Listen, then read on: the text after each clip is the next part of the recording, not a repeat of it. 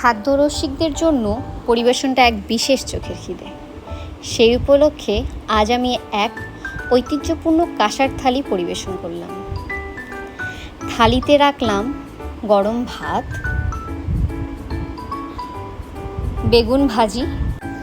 বেগুন ভাজির সঙ্গে এক টুকরো ভাজা লঙ্কা, আর তার সঙ্গে খাস্তা ইলিশ মাছ ভাজি, আর তার পাশেই রেখে দিলাম শাপলা ভাজা,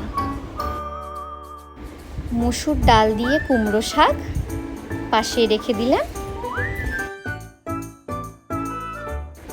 সঙ্গে আবার ছোট মাছের চচ্চড়িও, আর আমাদের সবার প্রিয় দেশি মুরগির গরম গরম ঝোল, যা পাতে দেওয়ার সঙ্গে সঙ্গে থালিটি এত সুন্দর সেজে উঠল, যা দেখে মন ভরে গেল। আপনারা দেখে বলুন তো কেমন হয়েছে আজকের এই সুন্দর পরিবেশনটি। যদি ভিডিওটি ভালো লেগে থাকে তবে কমেন্টে অবশ্যই জানাবেন।